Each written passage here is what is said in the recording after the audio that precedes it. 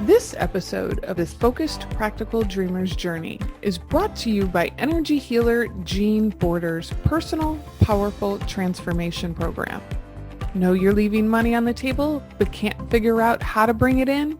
Need to double your productivity and profitability? Need an extra push to get things moving in the right direction? Visit www.focusedpracticaldreamer.com/transformation now and apply for a business consultation with Jean. Welcome to the Focused Practical Dreamer's Journey, where we take out your emotional baggage and heal your emotional body so you get to enjoy the success you desire and deserve. Prepare to feel a sense of relief and empowerment as we get rid of the baggage you've been carrying that's held up your business success up until now. Be sure to visit our website at www.focusedpracticaldreamer.com. While you're there, subscribe to us via your favorite network. Now, lean in, get comfortable, and prepare to take off. Hello, everyone. This is your host, Jean Border, with the Focused Practical Dreamer's Journey podcast. I have a special guest here with me from halfway around the world. This is Ben Milston. Hi. Nice to meet you. Thank you so much for having me. Great to be here. Yeah. So I'm really excited to learn about how you got from Sydney, Australia to the life you're leading now. What a journey. So as I think most people are aware, for a lot of people, the schooling system is flawed in many ways. And so growing up in Sydney, Australia, to society where I didn't really fit in, and a schooling system that I felt a lot of pressure to be something that I wasn't, and to be academically fit in very specific ways, that kind of pushed me to a much harder world of depression. And, you know, I was kind of a smaller guy, and I really felt that I wasn't finding my place. I wasn't finding what I was meant to do. I wasn't finding, you know, a group of friends that seemed to be right for me. And especially in that education system, everything just didn't seem to be going in the right direction for me. And obviously, I didn't know what that meant. You know, growing up in a big city, it was just kind of understood that I would go to school, I'd go to university, get a job. That was life.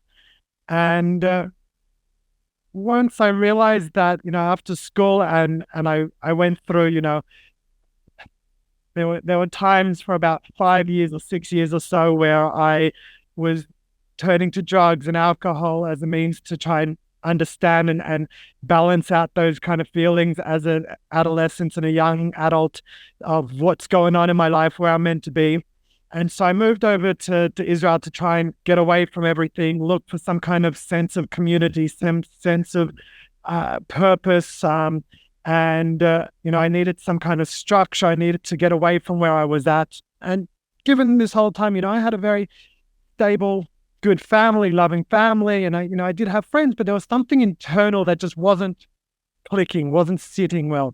And no one teaches us really how to deal with those internal thoughts, those internal feelings. And so I got to Israel, and I was again trying to find my place, and I was trying to find, you know, my people, or getting into a religion and getting into, you know, different things. And I kind of took another spiral downhill, and then it kind of clicked when I read my first self-help book, The Power of Now, that it doesn't matter where I try and run from. It doesn't matter which country I'm in. It doesn't matter who I try and connect with. If I don't do something within myself, then nothing else happens, you know?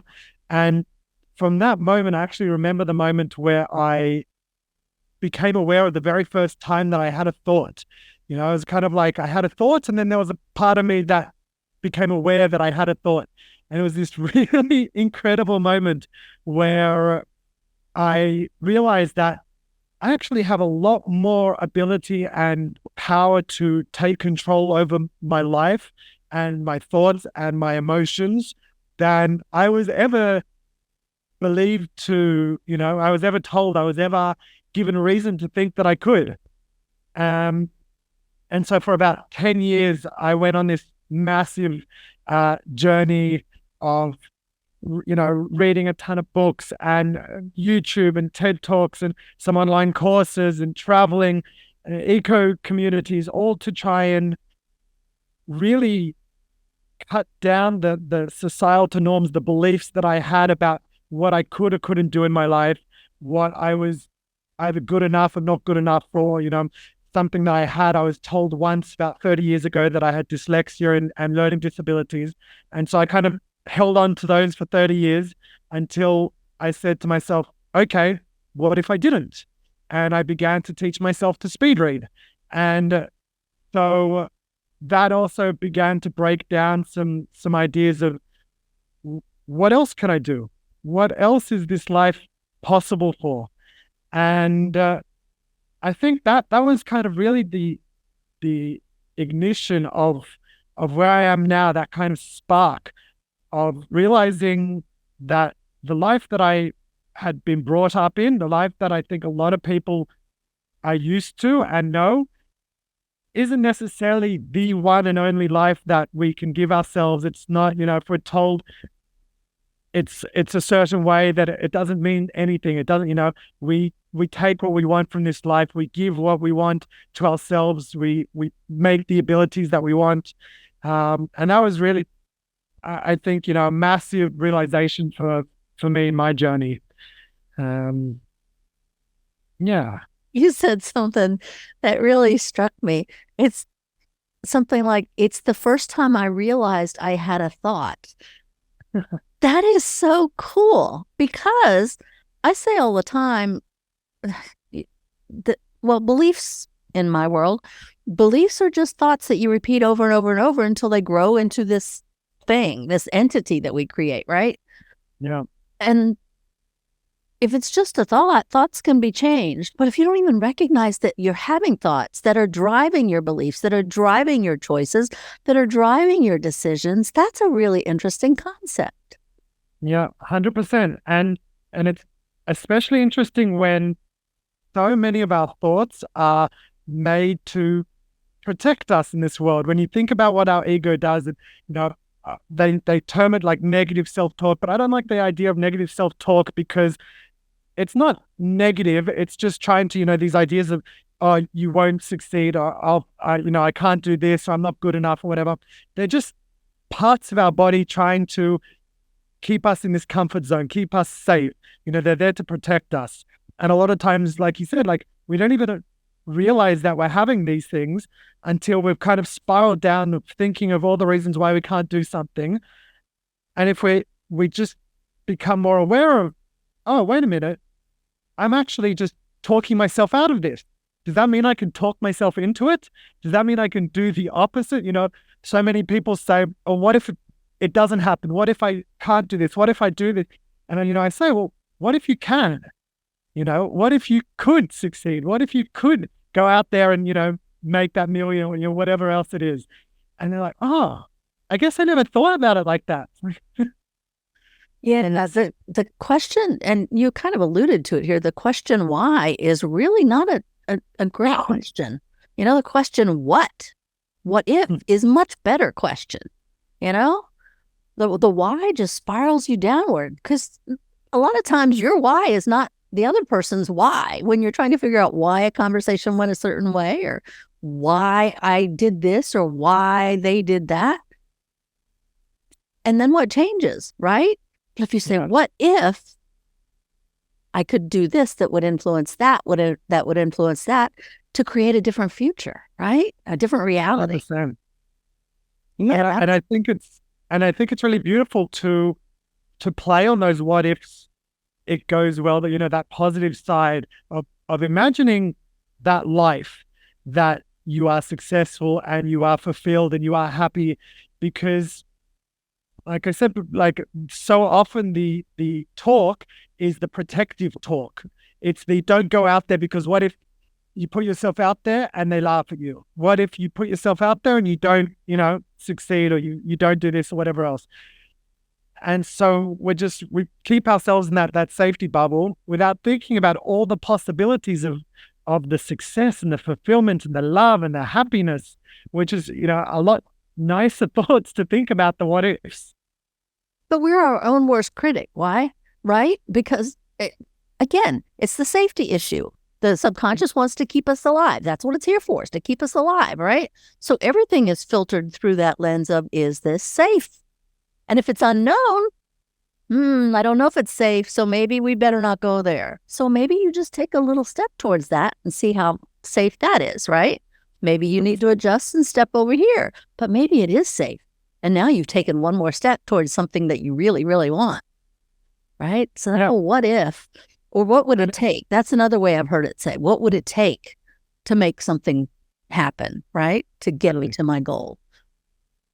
And I think it's interesting as well that a lot of people will not realize the strength of their words, the power that their words have in general.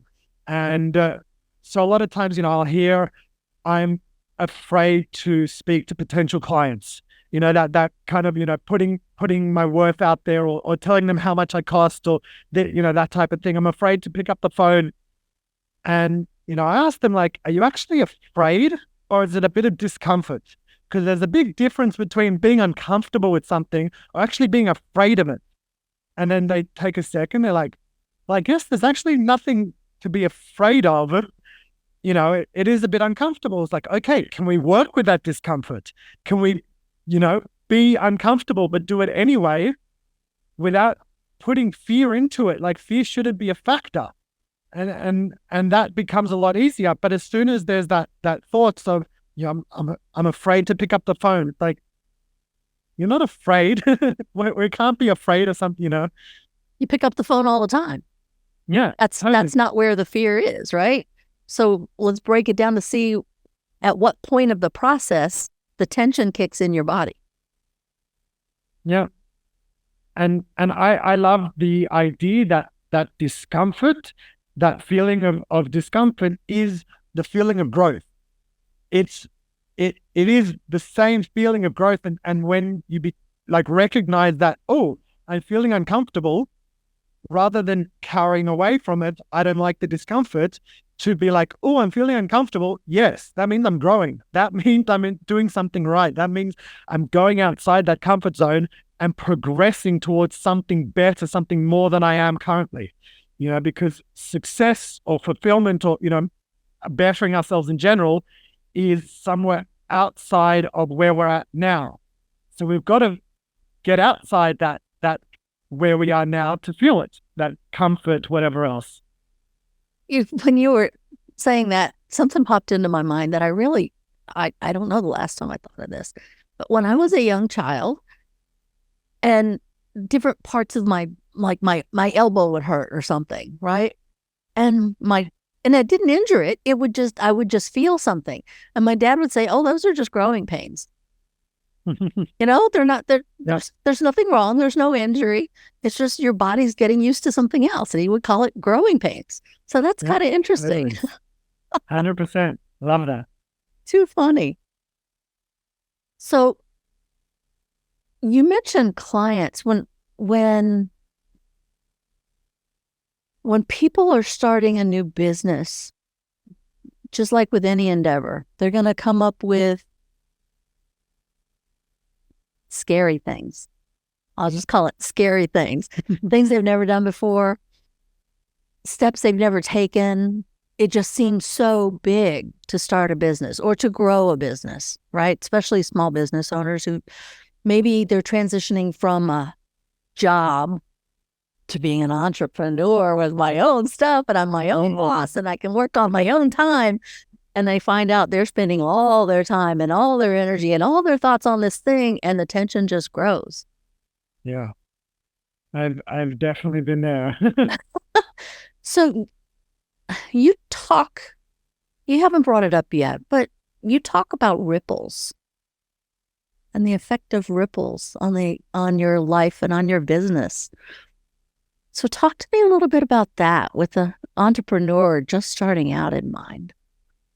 Well, I really feel that for people to be the best they are in their life, in their professional life, in their personal life, it really all starts from how well they are in their internal life. How they're doing with their own personal self-development, their self-growth, because the more that someone's aware of what's happening internally, the more it's going to reflect outwards. And so when I talk about, I love the term a positive impact ripple, that it's this idea that when we learn to become confident, then we show confidence. And so we go out there and we portray confidence. And confidence is an attribute of success, is an attribute of entrepreneurship. And if we're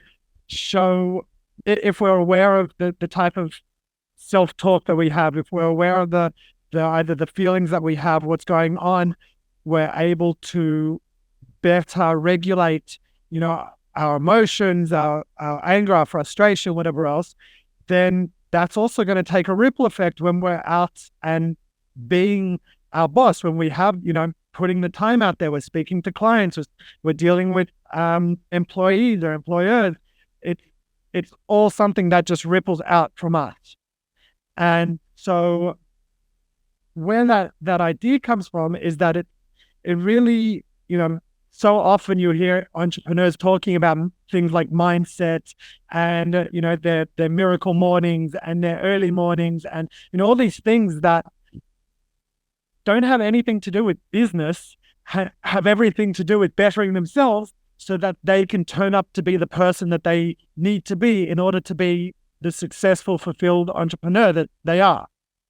I think often people say, well, I'm not really an entrepreneur.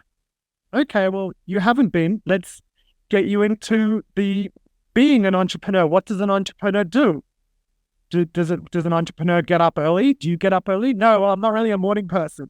Well, no, all right. So let's start becoming a morning person because that's what entrepreneurs do. Do they have a good mindset? Do entrepreneurs read? All these types of things that we can look at professional people and see what they do successfully and take that into our lives as, okay, they're working on themselves in XYZ format. If I want to be similar to them, if I want to work on myself as an entrepreneur does, well, these are things that I need to practice doing. And so I think it all starts from within, and then it ripples out to our world, to our business, to what we do. One of the things you mentioned was you find someone and then you start doing what they do. So you're mirroring their actions. You're finding out what makes them successful. And sometimes that means you contact them to be your mentor. There are so many things that people starting out, so many pitfalls they don't have to fall into if they follow a formula that exists that has already been proven to create success in whatever field they're in, right? So I think a lot of us as entrepreneurs, I'll call myself that, we're very curious. We're always learning. You mentioned that once you started your journey, that was a big part of your journey, was learning where you felt comfortable, where your people were, where you felt like you belonged, either emotionally, mentally, spiritually, whatever, right? Same thing in business, I think. We find someone who speaks to us. In energy speak, they resonate with us, right? We enjoy their energy. We enjoy the feeling we get when we listen to them speak, or when we hear about their successes or even their failures that we can learn from. And so I think that's really important for people starting out, to find someone who's doing what you're doing and do what they do. Find out what they did when they started. Find out what they messed up when they started so that you don't have to mess up those things as well. You can just learn from their mistakes, which jumps you over those hurdles. I'm very big on helping people in general. I'm an energy healer as well as a podcast host. And I'm very big on helping people figure out where they are, where they want to be, get focused on that, and take action to get you there. But part of that action is knowing what actions not to take, right? Listen. And I'm sure that you learned that on your journey too, right? You do some things and you're like, that really didn't work. Yeah.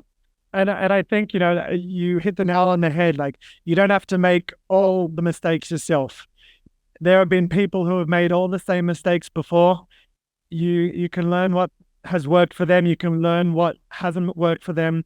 And a big part of in NLP, neuro-linguistic programming, which is also about the ideas of modeling after people and looking at successful people and doing similar. That's why we read books on successful people. That's why we go to talks. That's why we have coaches and mentors, because people who have been there can save us so much time and effort that we don't have to do it ourselves. And one big thing that they say in NLP is that there's no such thing as failures. There's only learning. There's only feedback.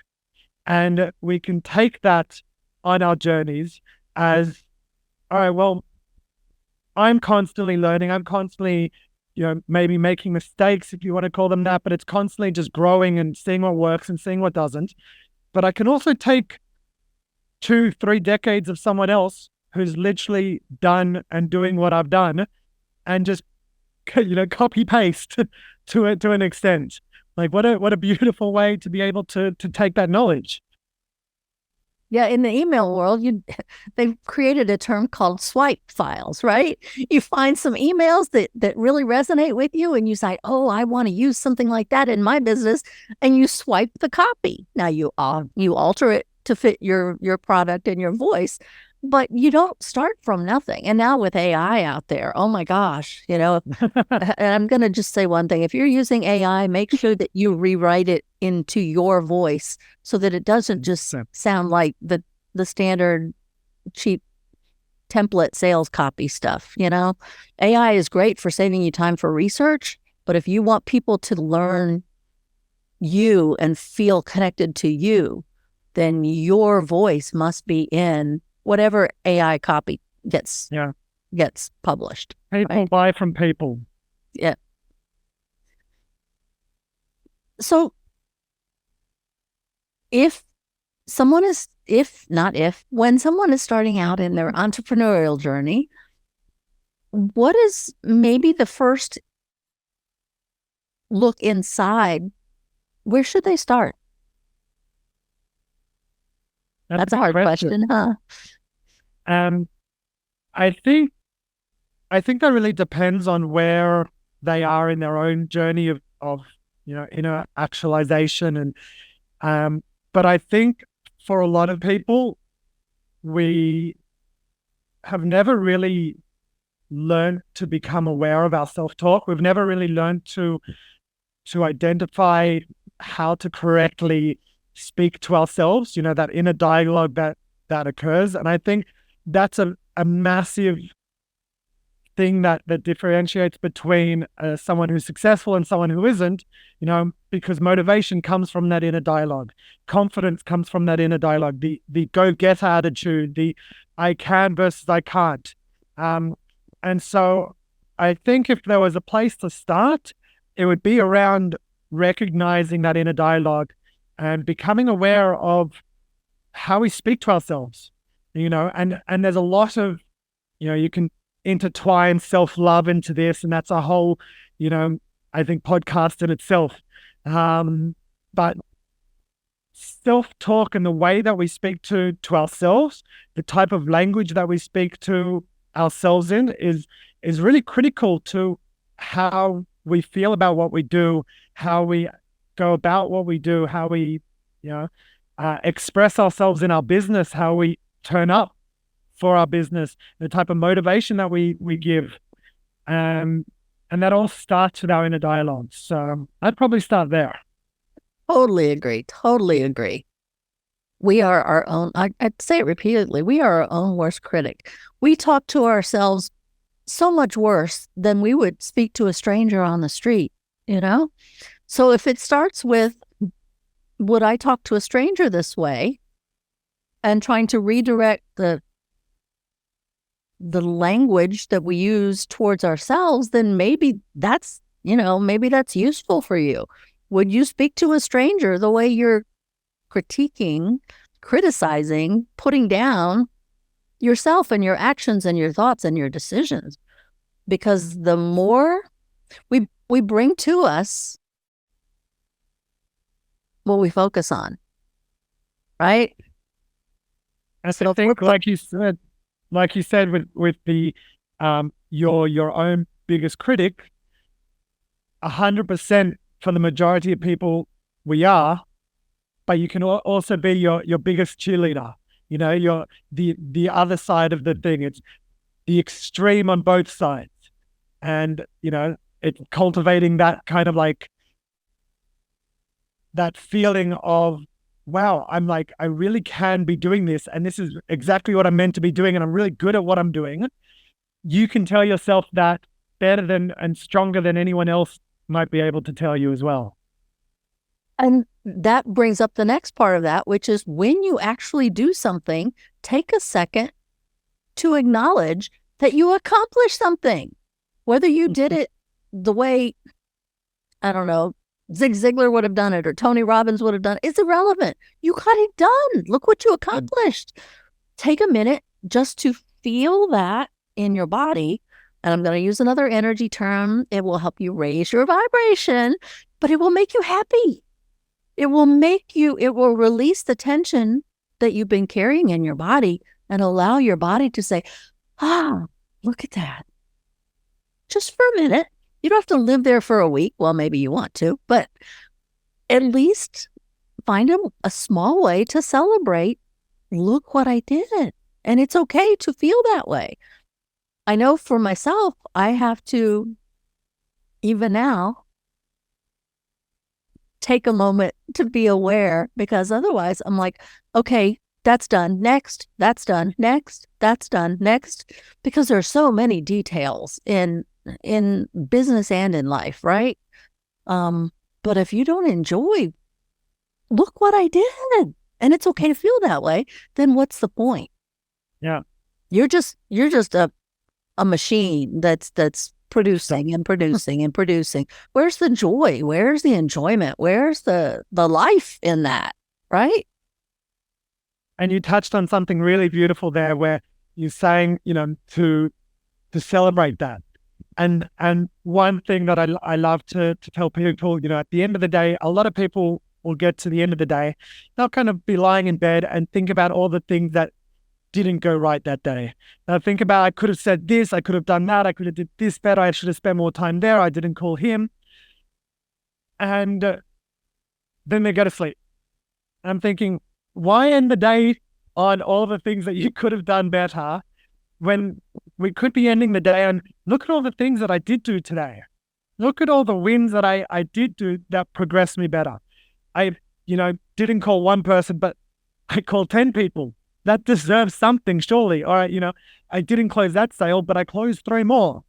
Like, it's these small wins. It's you know, we don't get to $1 million overnight. It's these small wins. It's this progression that, unless we are aware of every day, then they just slip past, and we just constantly see day after day after day all the things we didn't do, instead of day after day after day the things that we did do that are progressing us towards, you know, more and more success. It goes back to we're our own worst critic, and we expect ourselves to be perfect. Every action must be done perfectly the very first time we attempt it, or we're failures. Yeah. And I'm going to go back to the old story, you know, if a baby only tried to walk one time, we'd all still be laying in our cribs, you know? 100%. Well, could you imagine if they got up and were like, no, this isn't for me. I tried walking, I fell down, this isn't for me. Yeah. And same thing with swimming. When you go into a pool, it's super scary, right? Yeah. Well, for some kids, it's not. It's a whole lot of fun. But for some people, even adults, it's super scary. So you have to take one step at a time. And when you get too far outside your comfort zone, you come back to where you feel comfortable. And maybe you take a step in a different direction. Rather than stepping off into the 10 feet deep section, you step back into the 4 feet deep section. But you still practice. You still take measures that will eventually move you towards what you're reaching for. right? Yeah. And even if you never make it, you can look back and say, look how far I came on this journey. And maybe that wasn't really my end goal. Maybe the goal was really the experience of the journey. For me, that's true. I never wanted to be a podcast host. I never had any desire to. But at some point, it just became, okay, let's do that. And the fear was gone, and the resistance wasn't even really a fear. We're just so many details that you have to take care of, right? Well, I have a team that does that. I don't have to deal with any of it. You know? So it's really cool as you go on your journey, what was so scary becomes, oh, that's just normal. But you have to take those steps through your journey, just like you getting from Australia to Israel. Really? You know, I mean, just to say that is such a huge, huge deal. But for you, as you look back, it was just, it was normal. Yeah. It's just what you did. And I think, especially as we get into a society where everything becomes a lot more fast-paced, as we get older and older, it kind of feels like we have to keep running faster and faster. At the beginning, we take years of our life as kids to learn to walk, to run, to speak, to play, to, all these things. And then we're at school learning the basics for another decade, plus. And then if we go to, university or do some studies after, that's another couple of years. But then somehow it kind of is like, all right, well, I'm starting this job. I want to be successful in a couple months. And, I've got to do everything until midnight every night. I'll wake up at 6 a.m. or 5 a.m. so that I can go and this is my life now. And I've got to do everything and just be successful ASAP. And we've somehow kind of lost that idea of it's okay to progress and learn and come into ourselves in a new job, or into ourselves in our own job, as in our own businesses, learning the ropes, seeing what works, seeing what doesn't work, trying new things out. Like, I know when I had a small business during COVID for 2 years, and I was importing eco-friendly products, and there was a time where I was like, all right, I'm going to try this for a week and then see how that goes. And then, it took a little time. I was like, what am I doing trying this for a week? Like, what kind of information am I getting from trying this for a week? Like, people try this, for months before they get real feedback, and before, like, this is a process. And this is a process that we also want to build a good foundation, a good base, because especially being our own bosses and having our, our own businesses and being entrepreneurs, this is a part of our life. This is probably going to be the biggest part of our life as far as time is concerned. But it's also just a really special part of our life that we want to nurture. It becomes our baby. It becomes our, our thing that we get to watch grow, and to take time with it, and to, be okay with the progression and it taking a bit of time and learning, and enjoy that process, enjoy the ride. And you touched on something as an energy worker. It's very important to remember the impact stress has on our body physically. And if we're placing all this time stress on ourselves, time is a made-up construct, right? Other than the sun rotating around the earth, we decide what hours on the clock are going to dictate which parts of our life. And if you're doing 5 a.m. until midnight, what stress is that putting on your body? What physical symptoms are going to show up now that are going to create even more stress, right, that you're going to have to work through or around? And so we can become our own worst enemy just unknowingly with the effects of the internal stress that we're creating. That if we worked 10 hours instead of 15 hours, and there's all these studies that have been done that after a certain amount of time, you lose productivity with the brain fatigue, right? Yeah. I mean, all the studies now are saying you work for 25 minutes, You take a 5-minute break, totally disengage your brain from what you were doing.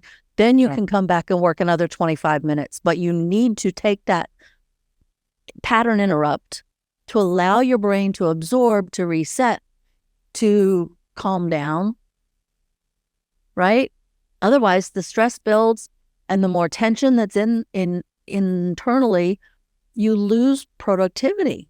So yes, you're putting in a lot of hours, but you could have done the same in less amount of time had you been more aware of the physical, emotional, or mental impact on your physiology, right? On the physical parts of the human being, the human person that you are. You're sitting inside this thing that has to function a certain way. And when you overtax it, there are ramifications.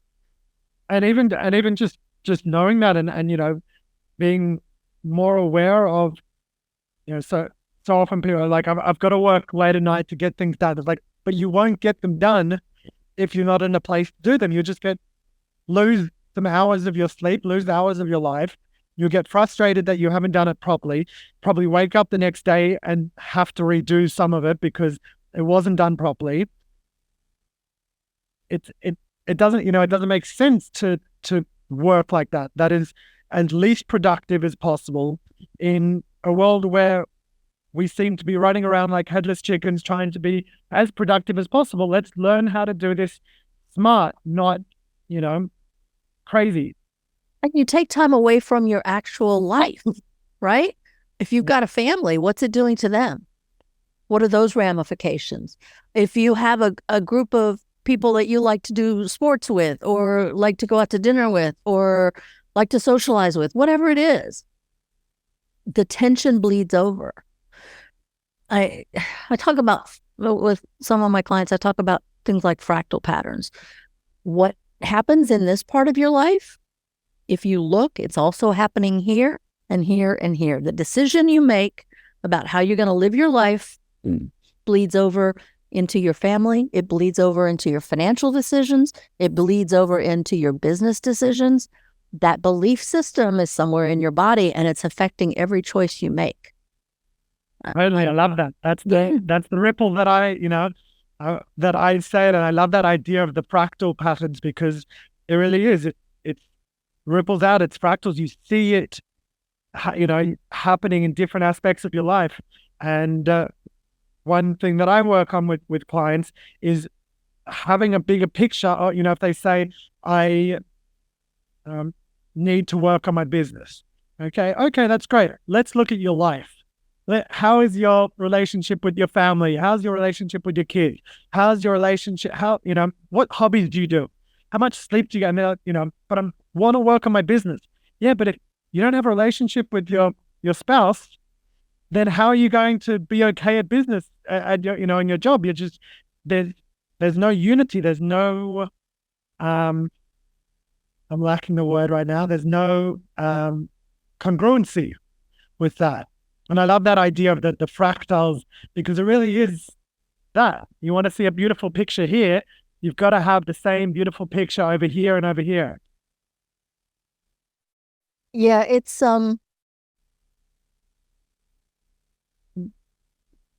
with clients, a lot of times they're not even aware of where they are. So getting them in touch with where they are with the different parts of their lives, because they think they want this, but they're not even really sure of that. So they have to become aware of where they are to figure out how to get to where they want to be, Yeah. And then, because some of them, it's very interesting to me that some of them who dip their toe into the personal growth, and then they make assumptions based on what they hear. And so with the law of attraction, well, you decide what you want, but you don't get tight on how you get there. So they're afraid to even say specifically what they want, even though they don't have a clue what they want, right? And so I have to go back to, okay, so when you call to order a pizza, you just say, send me a pizza to my house. Mm-hmm. Well, they're going to ask you questions. What do you want? And so you have to get clear on, what do you want? Where are you now? What do you want? How do you get? How many different ingredients do you want on your pizza? Do you want thick crust? Do you like the thin crust? I mean, there's so many parts to this, but it's almost like you have to give clients sometimes permission to get clear on what they want. Do you ever find that? Yeah, 100%. I love that example you gave. That I use a similar example that often people will say all the things they don't want, Exactly. but they won't, and it'll be like, okay, but what do you want? You go into a supermarket, you go into a Walmart or whatever, and you don't go in there with a list of all the things you don't want. All right, I don't want that, I don't want this, I don't want that. It's like, well, you're not going to go anywhere, you're not going to do anything, you're going to come out, you're going to be confused, it's going to be a terrible experience. And so it really is nailing down on, well, what do you want? And I think that is so critical, especially for, business owners and entrepreneurs, because when we make goals for ourselves, when we set up specific things, we don't set up goals of things that we don't want to happen. We set up things of how we want, what we do want to happen, what we are aiming for, and then we work backwards of, okay, how are we going to get there? What are we going to do? And without knowing exactly what we want, how are we going to find a roadmap of getting there?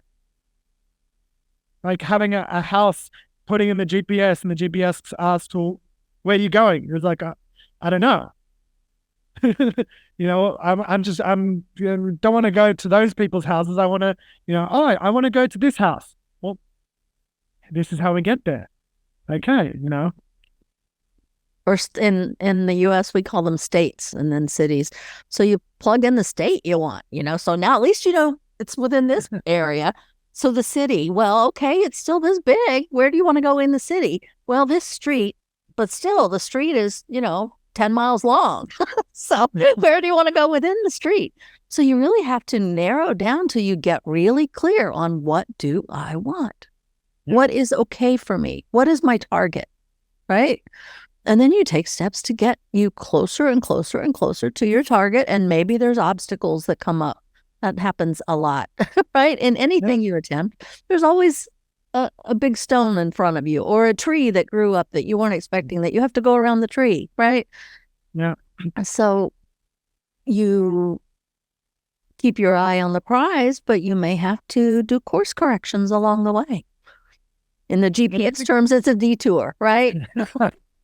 Totally. And I think it's really important to acknowledge not only that there may be obstacles along the way, but there will be obstacles along the way. So when those obstacles come, you're not like, this is so unexpected. I don't know what to do. I don't know. I'm stuck.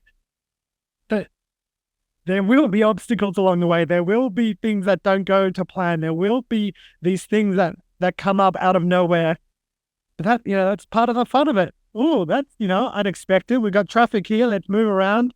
Okay, they've closed this road up. Let's find another way around. It's not, okay, they've closed this road up. I guess we're going home. No one ever just, there's a detour. Nah, let's go home. Well, it probably does happen to some people just like that because they didn't want to go there in the first place. Yeah.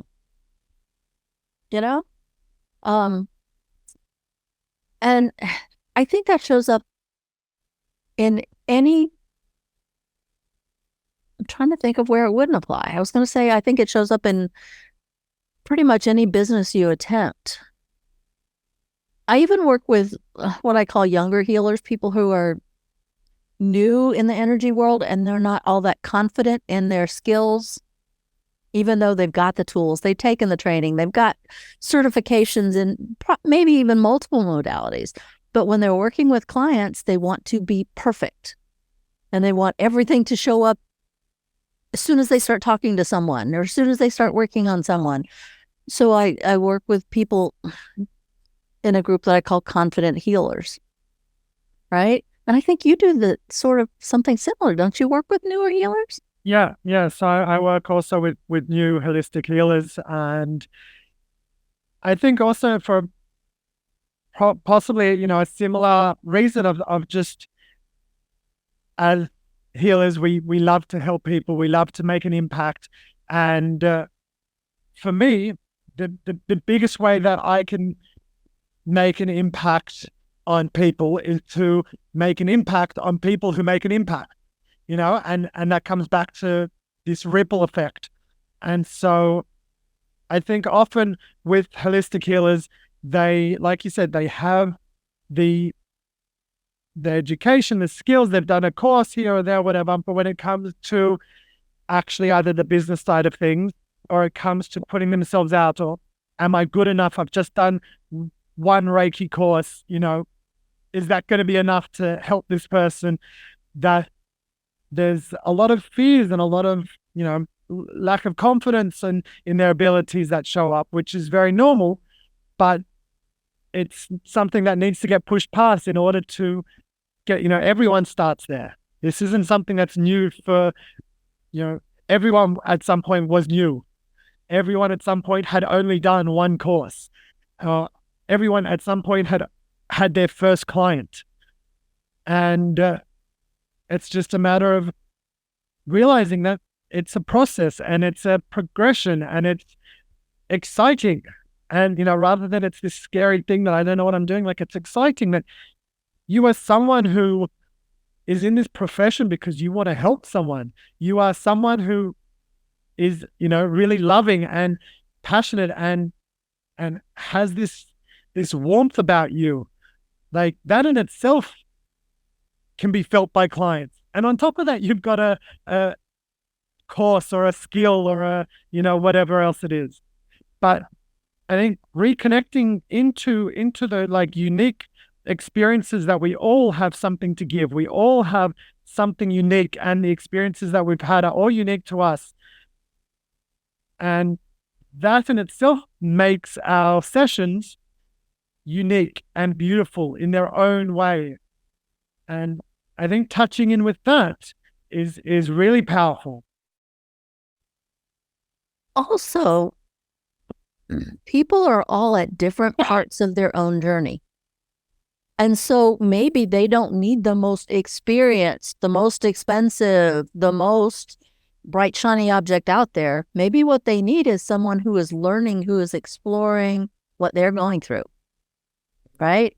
So there is always the client that needs you, right? And then as you work with that client, you learn more. You have more experience now in whatever issue came up, or how you're connecting with that person, or how you're languaging things with that person. It's all a growth journey, right? I have a client I was working with yesterday, and she has multiple books that are just sitting there that she's never published. And I'm like, she says, yeah, but looking back on them, I probably need to change this and this and this. And I'm like, no, you really don't. Because just because you've grown doesn't mean the audience they were written for have grown. So at the point that you created that, there was somebody waiting for you to actually publish it so they could read it. So you don't need to be now publishing it above their head. You need to publish exactly the message you put in that book. Yeah. So you work from where you are. Yes, we strive for something more experience, more knowledge, more credentials, more whatever it is, because I think energy workers in particular are, I'm going to say, very curious learners. We want to know everything about all these possibilities. Yeah. There are a lot of modalities I'm not interested in for whatever reason. But 3 years from now, I might develop an interest in that modality because something may ping in my subconscious that says there's one thing in there that you could utilize for a client, either now or in the future. And so I'll explore that. That's like this podcasting thing. I was taking podcasting courses 2 years ago. I mean, before I never wanted to do a podcast. I was guesting on podcasts, but I didn't want to host one. But it was a bonus. It was a free bonus for something, right? You mentioned when you were talking earlier, we are healers who help healers. Well, there's a guy named Christian Michelson who is a coach who coaches coaches. Yeah. You know, in every field, there are people who target the people who are less experienced who can benefit from what we do. Good professors. Yeah. So you can call them mentors, you can call them whatever, but people are at different parts of their journey and they need different things at different times. Yeah, 100%. And it's the same that, a doctor will teach student doctors, teachers will teach teachers. It's the progression. That's, where we want to learn from, how we want, there's always someone out there. And I think also it's really important that you touched on before that there's always someone out there that is looking for you. There's always that client out there with the sea of people and so many different people and whatever. There's always people that are looking for exactly what you offer. And I think what's also really important to acknowledge is that there's always people that aren't looking for you, but everyone has that. That doesn't mean don't put yourself out there, because what if people won't want you? People won't want you, and that happens for everyone. There's people that don't want to hear me. There's people that don't want to work with me. There's people that couldn't care less about what I have to do, but they're not who I'm looking for. There are people that, if I put myself out there, will be like, that is who I want to work with. And that is who we need to put ourselves out there for. That is who we are targeting. Not all the people that aren't interested in us, but for the people that are. And when we start out, I think we're all in that mode. I just want clients. I'll work with anybody on anything. And then eventually you figure out what you like to work with and what you don't like to work with. And you use more and more discernment to figure out, this is my zone of genius. This is where my clients really get results, right? This is where I feel like I'm making a big difference somewhere, right? Yes, I could work with everybody. Yes, I could go into the science of all this stuff. I've taken the courses. I that's not my mission. It's not where I want to live. It's not where I get juiced, right? No, totally.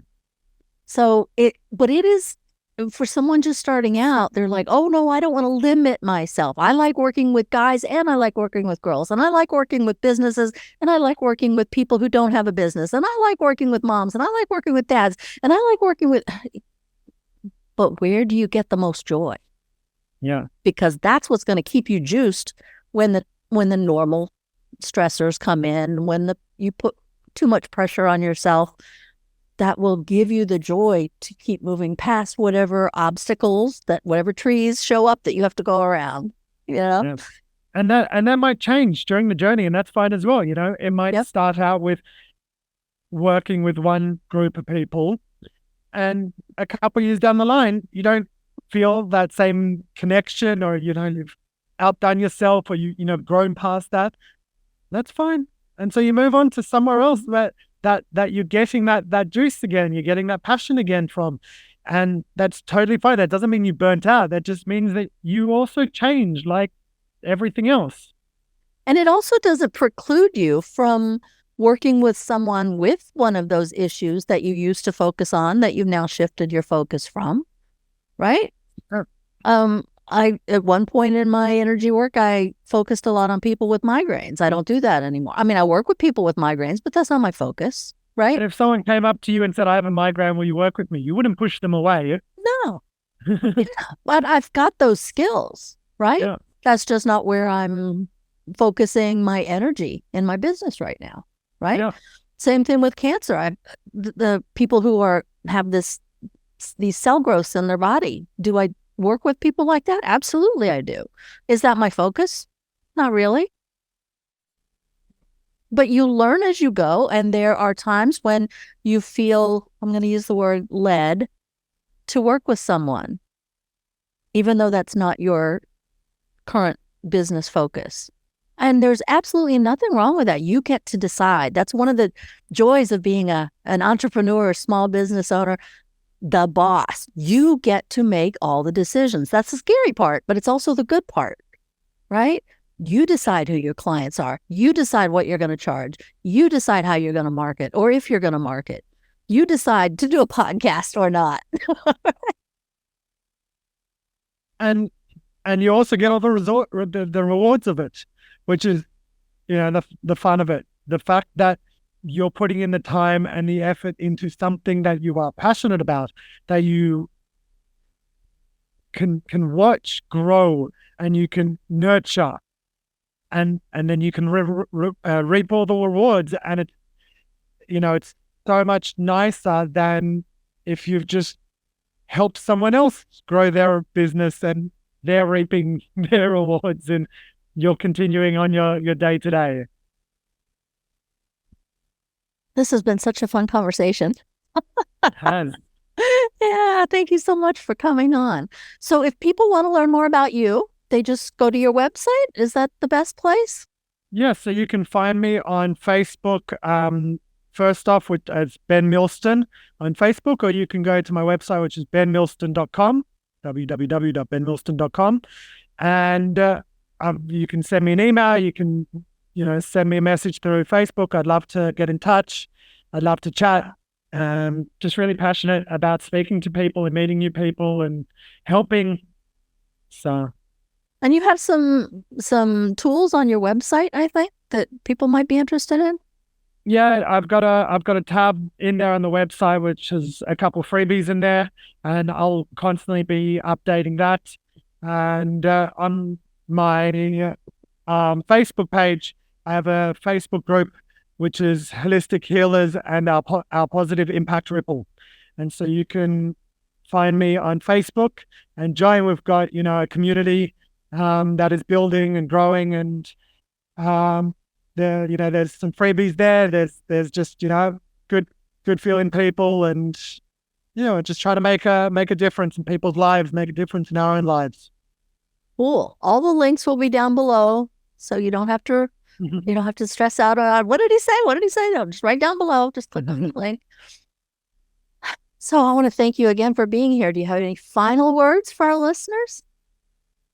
I think if there was anything that I would like to really stress, if there was something that you wanted to spend the time and effort and energy and money investing in, it's yourself, because that will really make the biggest impact in your business. That will make the biggest impact in your success. It will make the biggest impact in your fulfillment and your happiness, in how you treat your clients, the impact you make on your client.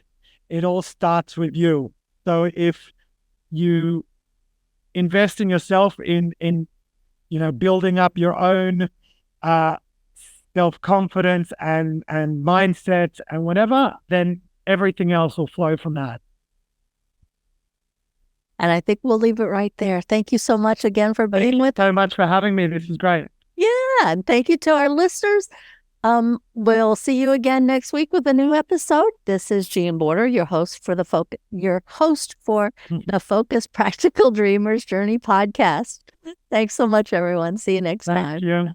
Thank you for tuning in to the Focused Practical Dreamers Journey, where we take out your emotional baggage and heal your emotional body so you get to enjoy the success you desire and deserve. Remember to visit our website at www.focusedpracticaldreamer.com and enjoy even more great episodes like this one. Again, while you're here, subscribe to us via your favorite network. We look forward to seeing you next time on the Focused Practical Dreamers Journey.